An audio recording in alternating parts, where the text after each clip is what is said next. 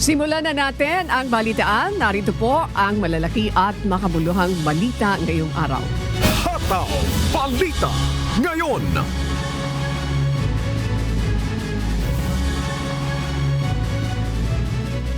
Wala pang pinal na desisyon ukol sa magiging susunod na hakbang matapos ang gagawing pagpapauwi sa Pilipinas kay Mary Jane Veloso.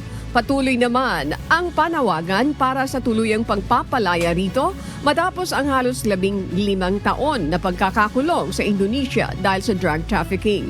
Tiniyak naman ni Pangulong Ferdinand Marcos Jr. na pag-aaralan niyang mabuti ang posibleng pagkakaloob ng executive clemency kay Veloso. As I said, we have been working on this for all the previous president, hindi lang ako. 10 years na ito 10 years na ito. Pero ang nagawa natin, napakommute natin ang sentensya niya from death sentence to life imprisonment. Tapos ang nasunod doon ay napauwi na natin. But we will have to decide what will happen next. Hataw Balita ngayon.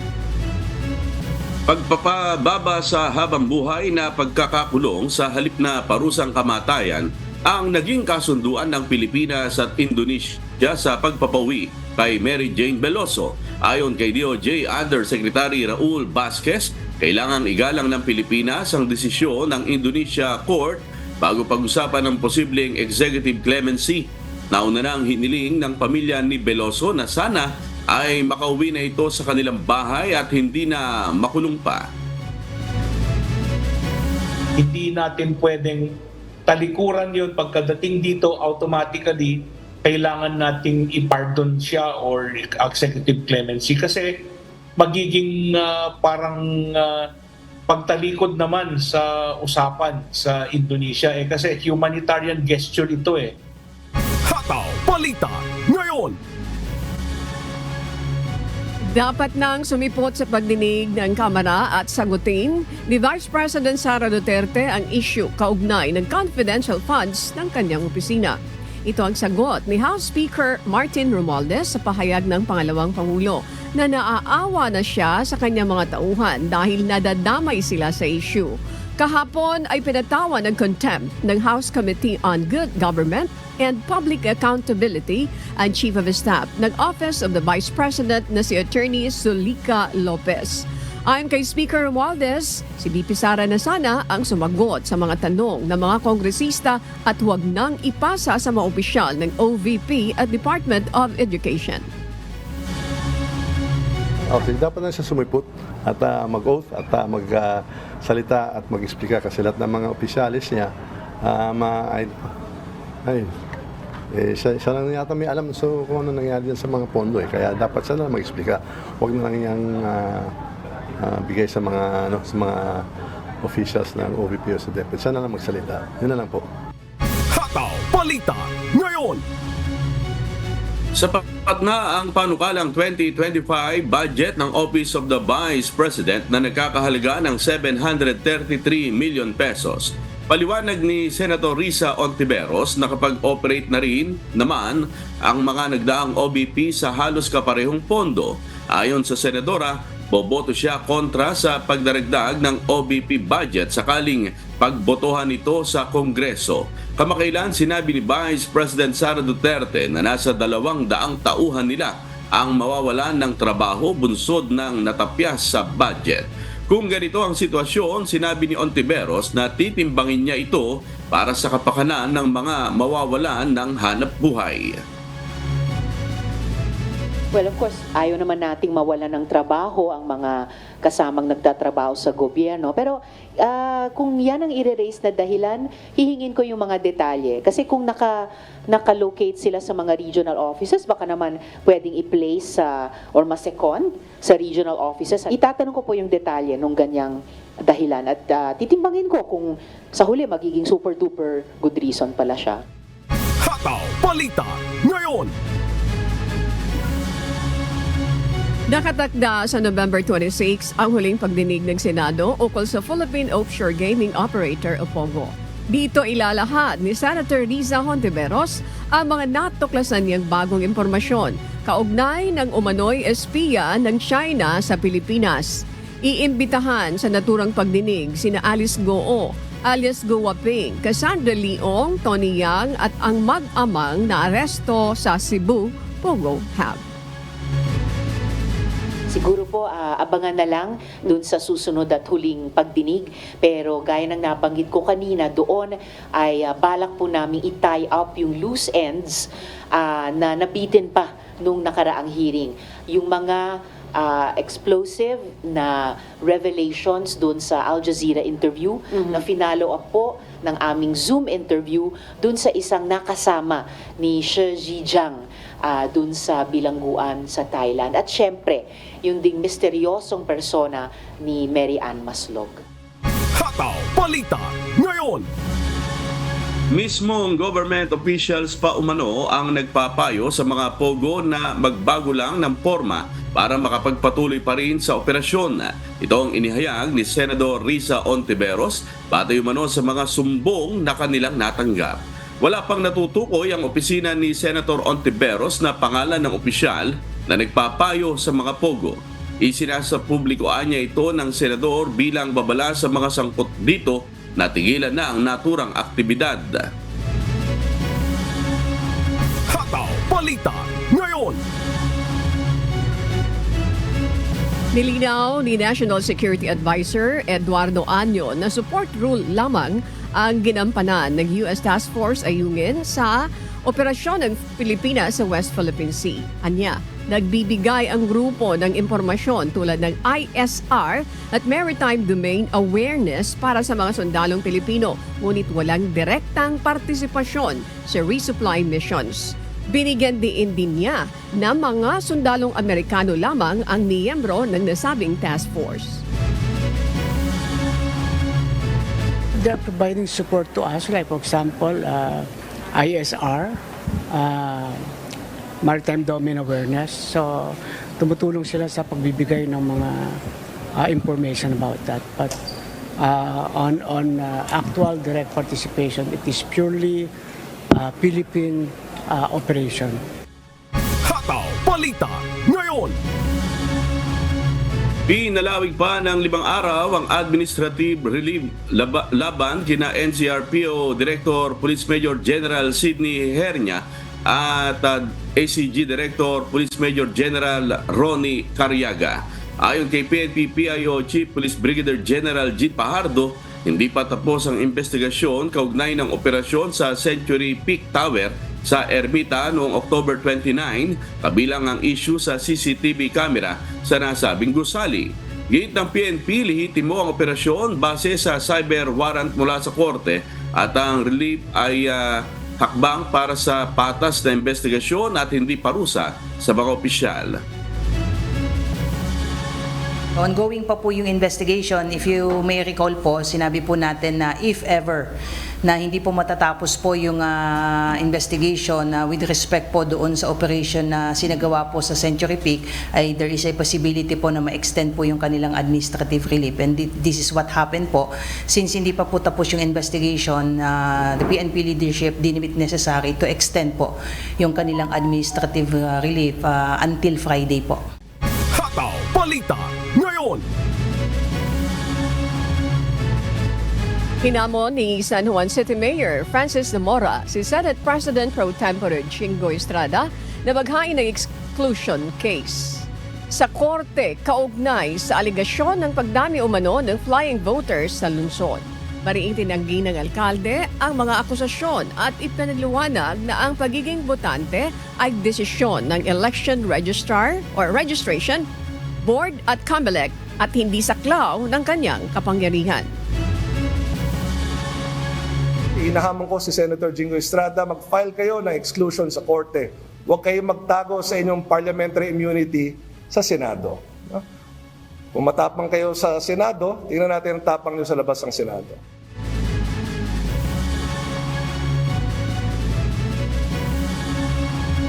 Sinagot naman ni Estrada ang hamon ni Zamora, ngunit iginiit na hindi na magtatagumpay ang petisyon dahil tapos na ang filing period. Gayunpaman, sinabi niyang patuloy nilang ipapakita na may mga irregularidad sa pagtaas ng bilang ng mga botante sa San Juan. Hataw Balita ngayon. Nasa maayos na kondisyon si Kingdom of Jesus Christ leader Apollo Kibuloy. Ito'y mula nang ibalik siya sa PNP Custodial Center galing sa Philippine Heart Center noong November 16 upang magpasuri. Ayon kay PNP Public Information Office Chief Police Brigadier General Jit Pajardo, regular din ang ginagawang monitoring ng doktor sa religious leader para i-monitor ang kanyang kondisyon. Yung ating pong PNP General Hospital is closely monitoring him at meron po tayo mga doctors na tumitingin po sa kanya at kinukuhanan po siya ng mga vital signs. But he's doing okay. Kausap ko po kanina yung director po mismo ng health service, pati po yung director ng HSS at Kibuloy is in good physical condition so far po. Hataw Balita ngayon. Muling bumagsak ang halaga ng Philippine peso laban sa US dollar kahapon at nagsara ng 59 pesos. Pinakamababa sa loob ng 2 taon. Ayon sa eksperto, ang pagbaba ng halaga ng piso ay dulot ng pagtaas ng US dollar at mga geopolitical risks kabilang na ang tensyon sa Ukraine. Bagamat ipinahayag ng Bangko Sentral ng Pilipinas na patuloy nilang monitor ang sitwasyon, sinabi ng BSP Governor Eli Remolona na hindi sila nag-aalala hanggat hindi sobrang bilis o tuloy-tuloy ang pagbaba ng piso.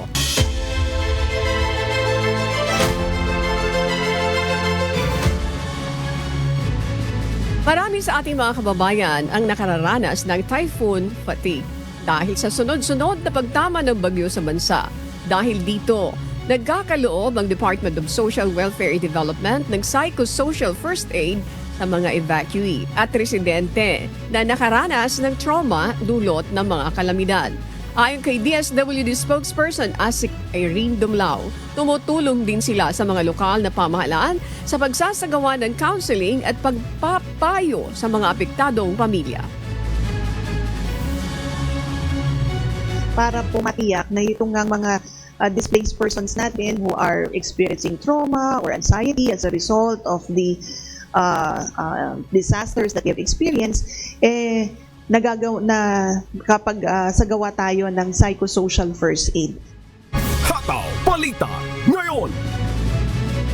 Nagbabala ang human rights group na Center for International Law na maaaring maapektuhan ang investigasyon ng International Criminal Court o ICC ukol sa anti-drug war ng Administrasyong Duterte kasunod ng pagsisimula ng Department of Justice o DOJ ng sariling investigasyon. Ayon kay Attorney Joel Butuyan ng Center Law, ang lokal na investigasyon ay maaaring magdulot ng overlap at posibleng humantong sa suspensyon ng ICC probe. Pinayuhan ng grupo ang gobyerno na iwasan ang mga petsa ng investigasyon ng ICC upang maiwasan ang mga komplikasyon. Hataw Balita ngayon. Nalulungkot si Vice President Sara Duterte sa sinasapit na mga opisyal ng Office of the Vice President na humaharap sa pagdinig ng Kamara ukol sa paggastos ng pondo ng kanyang opisina. Ayon sa pangalawang Pangulo, ang pinakamalaking hamon niya ngayon ay ang mga staff ng OVP na nasasangkot sa kasalukuyang investigasyon ng House Panel. Sinabi rin ng pangalawang Pangulo na wala nang saysay kung ipagtatanggol niya pa ang budget ng kanyang opisina, gayong si House Speaker Martin Romualdez naman umano ang nagkokontrol ng alokasyon ng budget, bagay na itinanggi ng House Speaker. Hataw Balita ngayon. Inanunsyo ng Department of Agriculture o DA ang rollout ng 150,000 doses ng ABAC live vaccine kontra African Swine Fever o ASF. Ito'y matapos ang matagumpay na paggamit ng 10,000 doses sa mga ASF negative na baboy. Nagpapatuloy ang pagbabakuna sa Laguna, Central Luzon at iba pang lugar habang 465 barangay pa ang nasa red zone. Tiniyak naman ng DA na sapat ang supply ng baboy kahit inaasahan ng bahagyang pagtaas ng presyo ngayong darating na holiday season. Hataw Balita ngayon. At para po sa mga balita sa iba't ibang panig ng mundo, narito ang ating global correspondent na si Bert Cerudo mula sa Dubai, United Arab Emirates.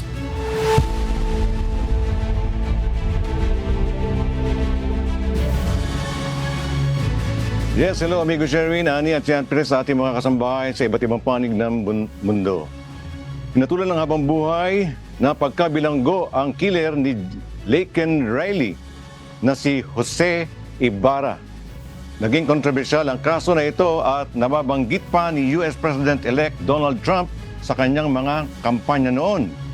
Mula sa Toronto, Canada, may humahataw na balita si Jenny Rico live. Hataw Balita ngayon. Hello Jenny, magandang araw sa iyo. Bakit ba naging kontrobersyal ang kaso na ito? Bert, naging kontrobersyal ang kaso na ito dahil si Jose Ibarra ay isang undocumented Venezuelan immigrant at ang biktima ay isang 22 anyos na nursing student. Matatandaang nangyari ang krimen noong February 22 ngayong taon sa loob ng University of Georgia campus. Nitong Miyerkules, hinatulan si Ibarra ni County Judge Patrick Haggard ng 10 counts kasama ang felony murder, kidnapping with bodily injury, at aggravated assault with intent to rape. Sinintensyahan si Ibarra ng life in prison without possibility of parole. Umaasa naman si US President-elect Donald Trump na ang naging hatol ay makapagbibigay ng kapayapaan sa naulilang pamilya. Dagdag ni Trump, panahon na aniya upang isecure ang border ng Estados Unidos. Balik sa iyo, Bert. Yes, Jenny, ano ba ang nagiging epekto nito sa immigration policies sa Estados Unidos? Bert, bagamat hindi sana gusto ng Georgia Estate na mag-focus sa immigration status ni Ibarra, kundi sa mga ebidensya kung ano ba ang nagtulak sa kanya upang patayin ang biktima, hindi naman may iwasan na maging usapin ito at naging political debate pa nga. Sa kasalukuyan, Bert, ay hinihintay din natin kung ano ang magiging implikasyon nito sa immigration policies ng US, bagamat dati pa nga ay gusto ng maghigpit ni US President-elect Donald Trump sa pagpapapasok ng immigrants sa bansa. At nangako nga ito na isa sa una niyang gagawin bilang presidente ay ang mass deportations ng undocumented immigrants, lalo na yung mga may criminal background. Bert. Ayun, salamat Jenny Rico mula dyan sa Toronto, Canada. Hataw Balita ngayon. Binayo ng bomb cyclone ang hilagang kanlurang bahagi ng Estados Unidos na nagdulot ng malalakas na ulan at hangin at nag-iwan ng 2 patay habang nasa ilalim ng unang drought warning sa loob ng mahigit 20 taon sa silangang bahagi ng Estados Unidos. Mula sa Texas, USA, may humahataw na balita si Abby Valdez live. Hataw Balita ngayon. Hello Abby, magandang araw sa iyo. Ano ang epekto ng magkabilang lagay ng panahon sa mga residente ng US? Tinamaan ng bomb cyclone ang hilagang kanlurang bahagi ng Estados Unidos. Nagdulot ito ng malalakas na ulan at hangin na nagpabuwal ng mga puno, sumira ng mga bahay at pumatay ng 2 tao. Samantala, ang silangang bahagi ng bansa, partikular ang New York City, ay nahaharap sa matinding tagtuyot. Nagbabala ang Weather Prediction Center ng matinding pagbaha hanggang Biyernes habang patuloy ang hurricane force wind warning sa Northwest. Halos 650,000 na residente sa Washington State ang nawalan ng kuryente, habang 100,000 sa British Columbia at 24,000 sa Hilagang California ang apektado. Ang lakas ng bagyo ay may hahalin tulad sa isang Category 4 na bagyo. Magpapatuloy ito ng ilang araw na magdadala ng niebe sa kabundukan na may kasamang blizzard at avalanche warnings. Samantala, nahaharap ang silangang bahagi ng Estados Unidos, partikular ang New York City sa matinding tagtuyot na pinalalapan ng mga sunog gaya ng Jennings Creek wildfire. Sumira ang naturang sunog ng libu-libong ektarya na lupa at nagresulta sa malawakang evacuation. Nagbabala ang mga eksperto na magdudulot ng mas matitindi at mas mapanganib na lagay ng panahon ang pagbabago ng klima. Balik sa iyo, Bert. Yes, sabi na nakakaranas tayo ng bagyo dyan sa Pilipinas at dyan din sa inyo, sa inyo dako. Gaano ba kalawak at katindi ang mga wildfire sa East Coast ngayon? Bert, particular sa New York, sa loob lamang ng 18 araw ay 300 brush fires ang ang hinarap ng New York Fire Department at typically, Bert, sa buong taon, kalahati na nasabing bilang ang hinaharap ng New York Fire Department. So masabi natin na talagang malawak, malaki ang naging wildfire ngayon dito sa East Coast US at isa sa mga ito ay ang sunog sa High Bridge Park na tumupok ng 10 to 15 acres na brushes. Bert? Ayun mag-iingat kayo dyan. Salamat, Abby Valdez, mula dyan sa Texas, USA. Hataw Balita ngayon. Pinagtutuunan ng pansin ng China ang bagong plano upang maging global leader sa teknolohiya. Ito ang umahataw na balita ni Erly Briones. Hataw Balita ngayon. Naglunsad ang China ng isang plano upang mapalakas ang kanilang technological innovation capabilities, partikular sa humanoid robots, biotechnology at space exploration. Pinangunahan ng X-Robots ang pagpapakilala ng humanoid robots tulad ni Yu Qian na may kakayahang magsilbing kasambahay. Ayon kay Wang Wen, Dean ng Chongyang Institute for Financial Studies sa Renmin University, malaki ang potensyal ng paggamit ng humanoid robotics lalo na sa tumatandang populasyon at labor shortage sa China. Pinapalakas din ng China ang sektor ng biotechnology, kung saan nagsimula sila sa paggawa ng mga gamot para sa cancer at weight loss. Naglalayon ding magtagumpay ang China sa space exploration, partikular sa pagtatayo ng research station sa buwan. Erly Briones, humahataw sa balita ngayon. Hataw Balita ngayon. Hindi pa rin naging sapat ang mataas na bilang ng General Practitioner Trainee sa Australia para sa taong 2025. Sa gitna ito ng pangangailangan para sa mas maayos na serbisyong pangkalusugan sa bansa. Ito ang umahataw na balita ni Danny Delieva. Hataw Balita ngayon.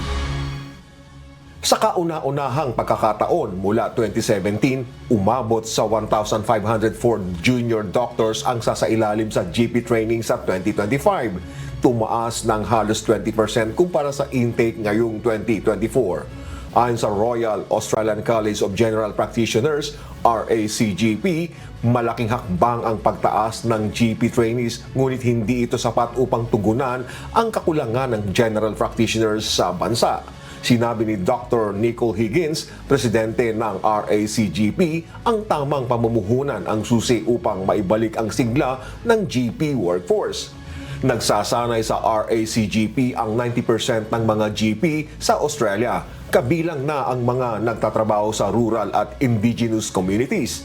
Nanawagan ang grupo na gawing target ang 50% ng medical graduates bilang GP trainees at dagdagan ang Medicare rebates para sa mas maayos na serbisyong pangkalusugan. Batay sa ulat ng Department of Health and Aged Care, 2,460 ang kulang na full-time GPs sa bansa ngayong taon. At inaasahang aabot ito sa 5,560 pagsapit ng 2033 kung walang agarang aksyon. Danny Delieva, humahataw sa balita ngayon.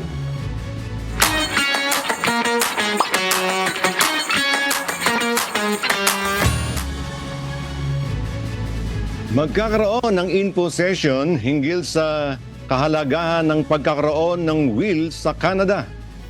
Samantala, isasagawa naman ang 2024 OFW Family Day sa Brussels, Belgium sa December 1.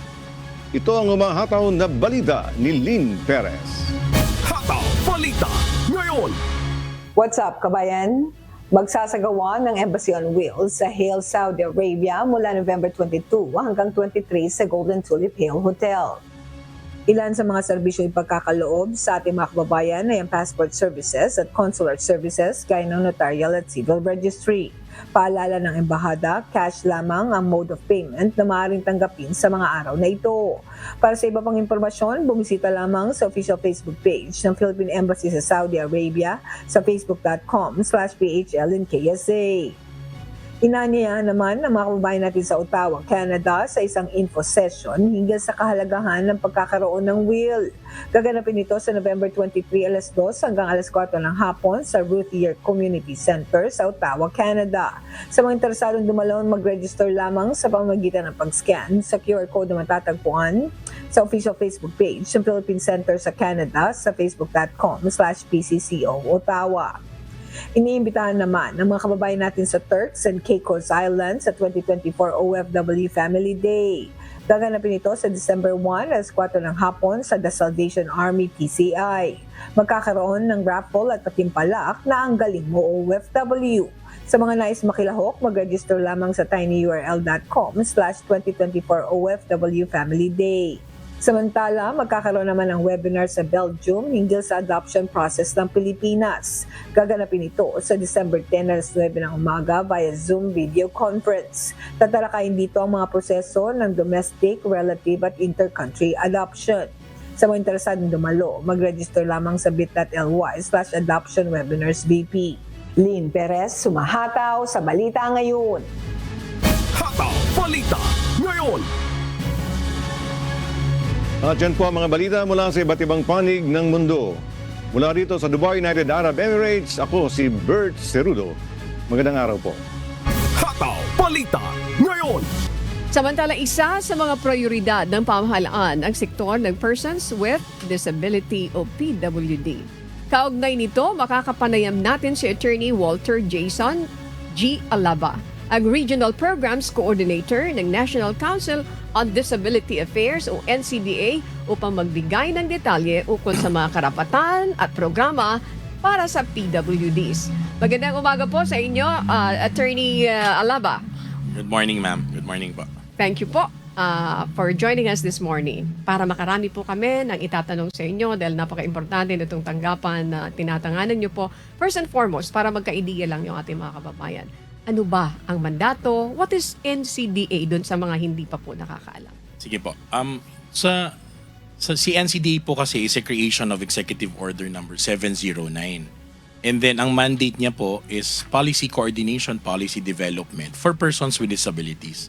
So technically ang mandato niya is to provide different laws for persons with disabilities. And then it is a law na ang obligation niya po talaga is to protect persons with disability rights. Ayan, nagbabalangkas, gumagawa ng mga mga batas po. Ng mga polisiya. Yes, Ayan, para sa proteksyon, karapatan, mga privileges ng ating mga PWDs. Okay, let me go straight dito po sa ating pagtatanong. As defined by law, sino yung mga itinuturing natin ng mga PWDs?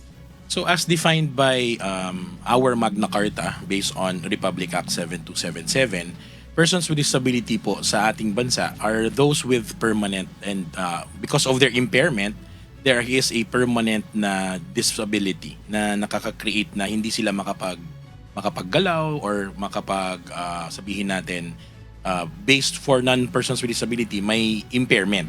Mhm. So based doon sa Magna Carta, gumawa po yung ating Department of Health, which is our champion for health, gumawa siya ng 10 types of disabilities. Okay, can you cite those Yes po. disabilities? So meron po tayong mga 2 categories of the disabilities out of the 10 types. You have the apparent and non-apparent, yung nakikita at saka hindi nakikita. So sa ang 10 types po, we have the visual impairment, visual disability, we have hearing disability, yung deaf or hard of hearing, and then we also have language and speech, and then we also have a disability on physical disability, before po is ortho. We have psychosocial disability, we have mental disability, we have learning disability, we also have intellectual disability, and because of current legislations, we included cancer and rare diseases po. 10 po yan. So, 10 ito. Opo. Okay, mayroon kayong binanggit, the apparent and non-apparent. Yes po. Yung non-apparent, ito yung hindi nakikita. Okay, yung apparent, nakikita.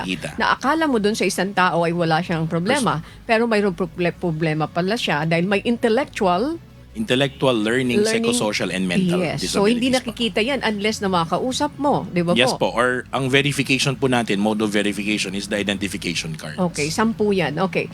Ang follow-up question ko po, ano yung mga benefits nito mga PWs na ito? Ano yung mga privileges nila? Okay. Okay, go ahead. Based on our Magna Carta and as amended by Republic Act 9442, as amended by Republic Act 10754 po, may mga 20% plus 12% na VAT po ang binibigay for persons with disability na mayroong mga identification cards. And at the same time, dun sa prime commodities po nila, may 5% po sila nakukuha na benefits. Okay, both ito, itong lahat na apparent and non-apparent.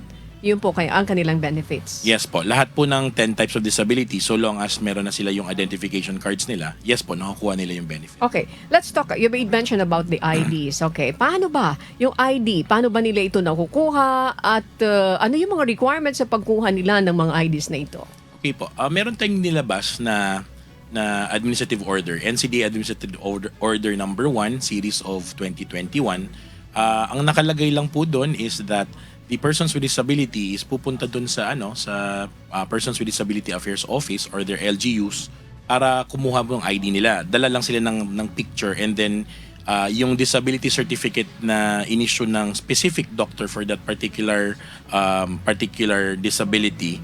And then may form po tayo doon, and then yung form po i-ano lang po nila. Sulat lang sila doon kung ano yung mga different na hinihingi doon sa form, and then after 15 minutes po makukuha na nila yung ID nila. Okay, wala po ba kayo na-encounter na may mga problema doon sa pagkuha ng mga requirements? Kasi PWD na po yan. Baka doon sa pagkuha ng mga requirements, nagkakaroon ba sila ng problema? Imbis na makuha na agad nila yung ID, hindi. Kasi mayroon pa sila mga i-comply. Mayroon po ba kayong mga na-encounter na ganyan? And then, how do you assist them? Actually po, meron tayong nakukuha mga complaints na ganun from time to time. Kasi doon sa mga processes kasi, hindi natin maiwasan na some LGUs are really asking for additional na mga requirements. Kasi siyempre for safeguards din naman, kasi the government will be nagsasubsidize doon sa binibigay na benefits. So okay lang naman din po 'yun. Pero siyempre, pinapaalahanan natin lagi yung mga LGUs natin, especially our PDAO officers, na as much as possible you provide our persons with disability ng ng their IDs, especially kung meron silang disability certificate na binibigay. Okay, you have that authority. Let's say, for example, mayroon problema, tapos dudulog sa inyo, ako hindi nabigyan ng ID dahil ganito yung mga hinihingi. So, pwede po kayong mangialam? Yes po, pwede po. Kasi si NCDA, although NCDA is a secretariat, pag sinabi po natin secretary, parang secretary kami from the different council members. Si NCDA po kasi is composed of the 13 strong agencies ng government. Like DSWD as our chair, si Secretary Rex po, he is our chairperson sa NCDA. And then mga secretaries po sa DPWH, DOH, DOJ, and so on and so forth. So technically, they are the implementing powers of NCDA. So sabihin natin sa IDs, ganon. Tapos nagka-problema sa isang LGU, minsan kino-call out namin si DTI, si DA, or si DILG to help us with regard to implementation. Okay. Mamaya itatanong ko, why DPWH is included a little later. Sige po. Eto muna, unahin kong itanong, kumusta ba ang pondo? Mayroon bang sapat naman kayong pondo? Dahil nakakakuha ba sa inyo ng pondo? Ano bang ginagampanan yung role? Kasi balita din natin, di ba po? If I'm not mistaken, mayroon tayong nabalitaan lately. Si Senator Pimentel, even Senator Amy Marcos, parang sinasabi nila lately na yung pondo ng PWD ay talagang konti. Nung nabalitaan nyo po yan, I don't know if you're aware of that already. Ano yung naging reaction nyo and what are your plans for that? Actually po, si NCDA naman po kasi talaga, ang talaga namin, di ba, prevention, rehabilitation, and advocacy for persons with disabilities. But with regard to the budget po, kami naman po, yung budget namin is focused for policy development. And then we are an attached agency to DSWD, and then DSWD is the one na nag-aano sa amin, tumutulong sa amin na mag-defend sa Congress dun sa budget. But when it comes to the budget po talaga, it's up to the Congress kung ano talaga yung ibibigay nila sa atin. Yung proposed budget yung before, how much? Maliit lang po talaga kami kasi before po, I think last year nasa mga 50M lang po yung budget namin. That was your proposed or? Yun po yung mga kasama na po yung mga different programs. Okay, 50 Pero ngayon million. po parang lumaki ngayon eh. Budget season kasi ngayon. So tignan po natin kung magkano i-grant sa atin. Okay, pero para kayo makagalaw ng husto. Okay. Mayroon ba kayong idea kung magkano talaga po ang kailangan ninyo? Magdidepend po kasi sa different divisions. Like for example, for regional programs coordinators po sa amin, ang usual namin na mga expenditures po is parang yung mga travels. Kasi pupunta kami ng mga Regional Committee on Disability Affairs and to get the different resolutions from our RCDAs para iakyat sa subcommittees namin. Mga ganun po. Okay. Like in your case po, Attorney Walter, you are the regional programs coordinator. Ano yung mga nasasakupan nyo? Kasama ba sa nasasakupan nyo ang National Capital Region? Kasi may 4 na regional programs coordinator po. And I'm handling 5 po. And most of the 5 na hinahandle ko is nasa Mindanao and nasa Visayas. Okay. So, how many regions ang hawak nyo po? 5 po. I have regions 4B, Region 7, Region 10, Region 11, and 13 po. Okay. You made mention a while ago about the DPWH. Why in this setup kasama yung DPWH? Okay, another question. Sige pa. Ano yung mga batas na nagbibigay ng proteksyon doon sa mga PWDs natin? Kasama rin ba yan sa mga binabalangkas ng inyong tanggapan, itong NCDA? Yes po. Attorney Walter, please go ahead. Okay, so sa first question nyo po, DPWH is included in our council kasi sila po yung champion natin or nag-chair sa ating accessibility law. Okay. We have a law po, tinatawag nating DP 344. At batas pang bansa pa siya kasi it is during the time of President Ferdinand Marcos Sr. Yung law na yan po. And then it has been amended quite some time. Parang kinukuha natin yung mga universal design. Ang included po sa law na yan is yung sabihin natin yung specifications dun sa mga ramps, mga sa comfort rooms for persons with disabilities. Wait for a while. Yes, pa. Meaning to say, under this Batas Pambansa 344, na batas pa ng dating Pangulong Ferdinand Marcos, sinasabi niyo po na may specific na sa isang establishment, yes po. both private and Government. may Yes. specific CR for Persons with disabilities. okay. Ano siya, it's mandated by BP 344 that yung mga specific na mga accessibility na kailangan ng ating mga persons with disabilities sa different institutions. Like what? Sige nga po. Yun nga po, yung ramps, Okay. diba? May specific na yung level ng ramps. Na dapat makadaan sila Yes po. anytime na dadaan sila. As much as possible na walang tumutulong sa kanila. Okay. Parang ganon. And then we also have yung mga non-skid flooring na para yung pagpasok sa entrance pa lang or exit sa isang facility. And then we also have yung sa CRs, yung sa mga comfort rooms. And then parking po. Very may law din tayo yung sa BB 344. So, sabihin, kapag pupunta ka sa isang lugar, dapat may specified na parking yung for persons with PWD. disabilities. Okay.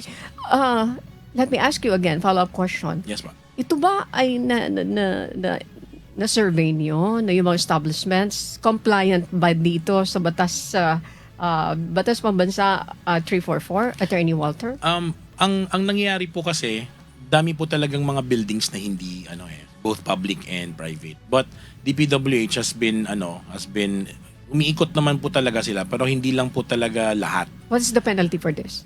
May mga penalties po kasi pagdating mo sa parang merong mga fines. Okay. Let's say for example, pumunta kayo sa isang establishment and you failed to see that. I-remind nyo ba yung isang establishment? O Yes ano po. sinasabi Yes nyo? po.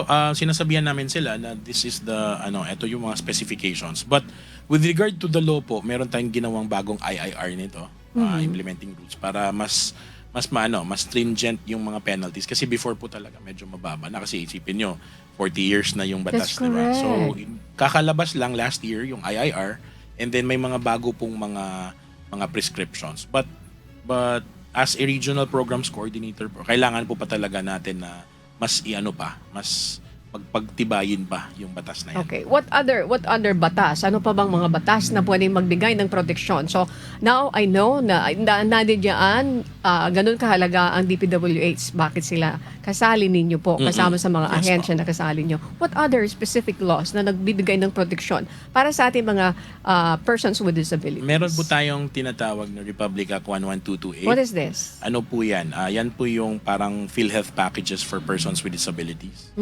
Ano po siya? Nagbibigay po siya ng premium, yung premium na binabayaran ng mga persons with disability. Pag wala po silang trabaho, 100% po na libre na yon. Okay. Pag may trabaho sila, yung employer po, half sa employer and half po sa government. Okay.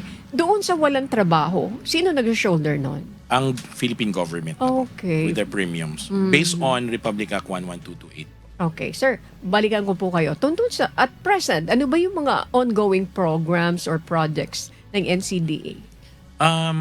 Kakatapos lang namin ng tayo po nag-host ng 16 countries from dun sa Global IT Challenge natin. And IT? Global IT Challenge po. Okay. And then I think ang dami nating medals na nakuha na gold dito sa Pilipinas. Siyempre tayo yung host din.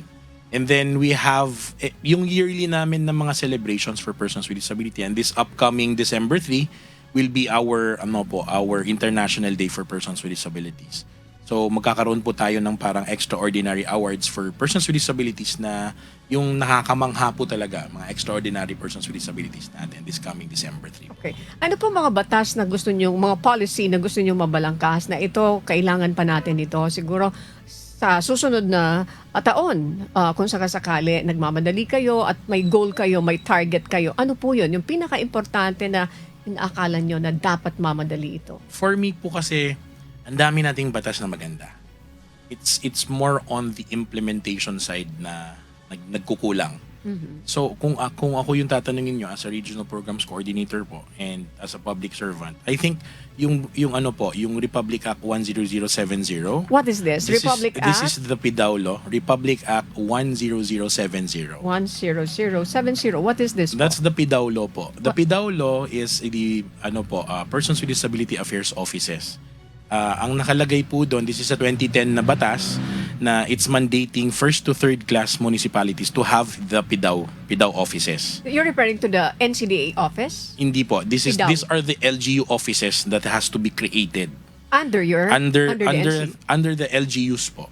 Okay, so it's not yet implemented for how many years? It's already implemented po, but there are many LGUs na hindi po siya in-implement pa.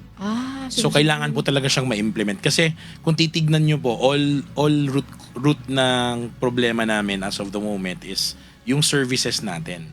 So hopefully kung etong mga offices kasi kung nandyan yan talaga, those are the primary po na line, di ba? Yung nasa grassroots talaga. So yun po yung dapat nag-i-implement talaga ng different So kung sila ang nag-i-implement, yung pondo manggagaling din sa kanila o manggagaling sa inyo? Yes po, nanggagaling sa kanila kasi yung mga PPAs nila, yung mga projects, yung mga lahat ng services nila, dinidefend din nila yan sa mga different LGUs for budget. So para sabihin natin, kung may PIDAW office po dun sa particular na LGU, yung PIDAW po, yun po yung nag-a-ask ng budget sa sanggunian para i-fundan tong mga projects nila. So, kung ito kailangan ma-implement all over the country, at this point, mga ilang percent pa lang ang mayroon nito po? Kasi we have 1,715 LGUs, including na po yung mga provincial offices. I think meron naman tayong nakikita na listing nila ng mga nasa mga 1,500 ata or ganon. Pero kung base mo talaga sa operational, parang less than 1,000 po . So, medyo talaga. Medyo nahihirapan yung implementation. Yung pong tanggapan ninyo, nakikipag-ugnayan sa mga LGUs. May we know kung ano po yung sagot nila doon? Yes po. Kami ng mga regional programs coordinators po, kino-coordinate namin through the regional disability natin, yung RCDAs natin, Regional Committee on Disability Affairs, na yung mga member natin kasi doon, yung mga provincial na mga PIDAW, mga ganon. Ini-encourage talaga natin sila na ilang mga munisipyo nila mag-create ng offices na to kasi it augments nga yung mga problems natin with regard to persons with disabilities. Ano kaya sagot ni Mayor? Ang Mayor, alam mo, ina-approach natin si Mayor. Mayor, you have to establish that as soon as possible kasi we need that para sa mga PWDs natin. May sagot ba si Mayor? Opo, yung mga mayors and governors naman, pag nada-justify naman sa kanila, they're willing naman po. And then yung nagiging struggle na lang ulit is the budget na naman. Okay, so it's again, ang lundo ay budget. Ayan. Kasi napakatagal ng batas pala din. Ito, dapat na ma-implement. Di ba po? Okay. Napagising namin kayo ng maaga. Kami po ay nagpapasalamat sa ngalan ni Kuya Daniel Rason. Appreciated po ang effort nyo. Hindi biro ang pagising na umaga. Alas 5. Siguro nagpiprepare na kayo ng maaga pa noon. Mas maaga po. Okay. At this point po, ano yung panawagan nyo sa publiko, especially dun sa ating mga PWDs? Okay po. On behalf of our leader po, si Executive Director Glenda Dilerova and our DED po, Dandy C. Victa, lagi po naming na parang may motto sa office eh. Lagi po naming sinishare and lagi naming piniplay habang nagpa-flag ceremony. May kanta pong laban lang.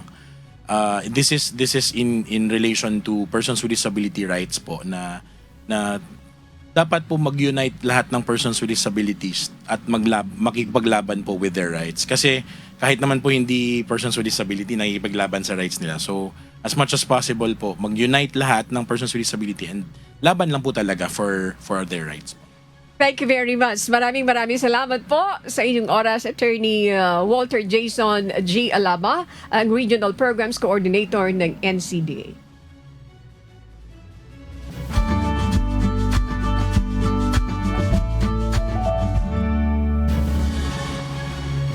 Alamin ang magiging lagay ng panahon sa iba't ibang bahagi ng bansa ngayong araw ng Biyernes. Panoorin po natin ang update mula sa Philippine Weather Bureau Pag-asa. Magandang umaga po sa ating lahat. Narito ang latest weather update ngayong araw ng Biyernes, November 22, 2024. Sa kasalukuyan po ay wala tayong binabantayan na low pressure area o bagyo sa loob at labas ng ating Philippine Area of Responsibility at dalawang weather systems po yung nakakaapekto sa ating bansa sa ngayon. Itong hanging amihan or northeast monsoon ay currently nakakaapekto sa may bandang Hilagang Luzon or particularly sa may extreme northern Luzon area at samantalang sa nalalabing bahagi naman po ng ating bansa patuloy na umiiral ang easterlies or ito po yung hangin na nanggagaling sa karagatang Pasipiko. Sa ating latest satellite image, meron po tayong mga kumpul na kaulapan na nakakaapekto dito po sa may silangang bahagi ng Eastern Visayas or rather sa may Eastern Visayas, pati na rin sa may silangang bahagi ng Mindanao area. So possible po ngayong araw ang maulan na panahon sa may bandang silangang bahagi ng Visayas and Mindanao. Samantalang sa nalalabing bahagi naman po ng ating bansa, wala po tayo namamataan ng mga kapal na kaulapan na posible pong magdulot ng buong araw na tuloy-tuloy na mga pag-ulan. So generally fair weather po inaasahan natin ngayong araw, liban na lamang yung mga posibilidad na mga biglaan o mga panandali ang buhos ng ulan dulot ng mga thunderstorms mas madalas nararanasan sa hapon o sa gabi. Para naman po sa kalagayan ng ating karagatan, may gale warning po tayong nakataas sa dagat baybayin po ng Batanes. So inaasahan po natin or possible na umabot ng 4.5 meters yung taas ng mga pag-alon. Delikado pong pumalaot lalong-lalo na sa ating mga kababayan na may mga maliit na sakyang pandagat. At inaasahan din po natin sa mga dagat baybayin din ng Northern Luzon, maaaring maranasan po yung katamtaman hanggang sa maalon na karagatan. Dulot po ito ng epekto ng northeast monsoon. Maaaring umabot po ng 4.0 meters yung taas ng mga pag-alon, kaya iba yung pag-iingat po sa mga planong pumalaot sa mga karagatan ng Hilagang Luzon. Sa mga karagatan po ng nalalabing bahagi ng ating bansa, generally makakaranas po tayo ng banayad hanggang sa katamtaman na mga pag-alon. Sunrise po natin ay 6 a.m. at sunset naman ay 5:24 p.m. Para sa karagdagang impormasyon, bisitahin lamang po ang aming social media accounts, ang aming YouTube channel at ang aming website pag-asa.ust.gov.ph. Yan lamang po latest mula dito sa Pag-asa Weather Forecasting Center. Ako po si Rhea Torres. Magandang umaga po sa ating lahat. Hataw Balita ngayon. Mabot na sa 12 ang bilang ng mga nasawi sanhi ng bagyong Nika, Opel at Pepito. Ayon sa National Disaster Risk Reduction and Management Council, 5 sa bilang na ito ay nakumpirma na.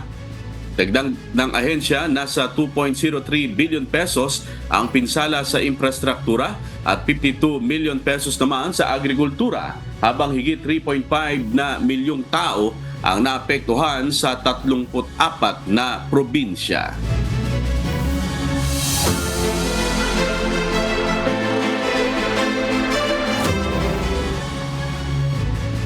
Kinumpiska ng Masbate Maritime Police ang nasa 14 na piraso ng dinamita na ginagamit sa iligal na pangingisda sa Dimasalang, Masbate. Mga supply na pinanggagalingan ng materyales sa paggawa ng dinamita, iniimbestigahan na ng mga otoridad. Si Jerry Galicia, humahataw. Hataw Balita ngayon. Sa pagtaya ng Masbate Maritime Police, talamak pa rin ang pagsasagawa ng illegal fishing sa isla ng Masbate. 2 kaso ng illegal fishing na gamit ang dinamita ang naitalang ng Masbate Maritime Police sa lalawigan. Talagang rampant ang ano dito. Since napunta ako dito nung way back 2017, masign ako dito from Krami. Talagang talamak na daw ang paggamit ng dinamita dito sa hanggang ngayon po. Kaugnay nito, isang insidente ng pagsabog ng paggawa ng dinamita ang naitala sa barangay Pao sa bayan ng Balud noong June 2021. Nasawi ang kapitan sa nasabing barangay kasama ang 4 na tauhan nito, habang sugatan naman ang 7 pang individual. Nagsagawa ng paghahain ng search warrant ang mga kawani ng Masbate Maritime Police Station sa pamuno ni Police Major Artel Galicia sa islang Magkaragit, Dimasalang, Masbate. Kasama din ang grupo ng Placer MLET, CIDG VFU, Masbate, Dimasalang MPS, RIU 5 at Special Action Force o SAF sa isinagawang operasyon. More or less sir, mga 3 months namin itong trinabaho kasi po sa mga panahon, alam nyo naman may mga bagyong dumaan at ito'y ang subject na lugar na pupunta namin ay sa isla. Kung kaya't kami medyo nahihirapan sa pag-timing ng panahon at ay positive yung subject na nandun sa kanyang bahay. Nakakumpiska ng 14 na piraso ng dinamita na naglalaman ng ammonium nitrate, 68 piraso ng blasting caps, 51 assorted time fuse at 20 gauge ammunition na umaabot sa mahigit 28,000 piso. Arestado naman ang suspect na si Alfonso Bulalake, 52 anyos, ng Purok 1, Barangay Magkaragit, Dimasalang. Ayon sa suspect, mula pa sa karatig na lalawigan ng Samar ang kinukuhanan niya ng masangkap sa paggawa ng dinamita. Ada agad sir, madiskal sa kita, talaga ada agad sir matupa. Ano ko man na wala man akong pukot, wala man akong uma. Lang-alang man na iba sa akong pamilya pangawat. Basta kahit magkakwala ko sina, dila kay mga butang na mga labagad san. Ayan, mga shabu, basta kaya amo lagad na akong pamba ng mga kamot labako na para mabuhala po na akong pamilya. Pahirapan naman sa mga otoridad ang makapanghuli o masugpo ang pagsasagawa ng pagdidinamita sa isla ng Masbate. Well, ang challenges po talaga ngayon talagang maano na rin sila eh. May ano rin sila, may mga pamamaraan din. Kasi hindi natin sila mahuhuli po sa yung aktual na ano yan. Kasi minsan may nangyari na dito sa ano na inabot kwento sa akin ng ibang kasamahan ko dito na nag-operate sila. Nung maabutan na nila yung tinapo na yung ano, wala na talaga po tayong makukuha ang ebidensya doon. Desidido pa rin ang pulisya na masugpo at tuluyan ng matigil ang illegal fishing sa lalawigan. Naharap sa kasong paglabag sa RA 9516 o Crime of Possession of Explosives and Providing Penalties ang suspect. Jerry Galicia, humahataw sa balita ngayon. Hataw Balita ngayon. Ang UNTV Radio Mobile Booth ay hindi lamang maghahatid ng mga bago at maiinit na balita dahil sa mga darating na araw, kasama na rin ito sa pagbibigay ng mga libreng serbisyo sa mamamayan. Iikot po ang UNTV Radio sa iba't ibang lugar sa bansa upang abutin ang mga nangangailangan. Kaya mga kasangbahay, abangan nyo ang pag-arangkada ng UNTV Radio Mobile Booth. Maghahatid hindi lamang ng mahalagang impormasyon, kundi sisikapin din na ang bawat suliranin ay mabibigyang solusyon. At sa aming ibabahaging mga salita ng Diyos na ating sandigan, mula sa Kawikaan, Kapitulo 25, Talatang 21. Kung ang iyong kaaway ay magutom, bigyan mo siya ng pagkain na makakain, at kung siya'y mauhaw, bigyan mo siya ng tubig na maiinom.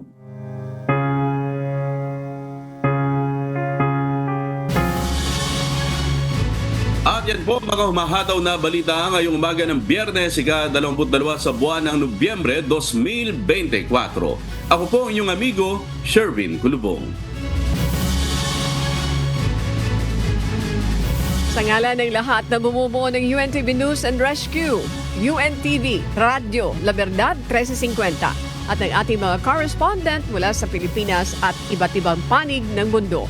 Ako, si Annie Renton. At dito sa UNTV at UNTV Radio La Verdad 1350, Diyos ang aming sandigan, serbisyo publiko ang aming pinahahalagahan. Susunod na po ang Good Morning Kuya. Salamat po sa Diyos mga kasangbahay at magandang umaga.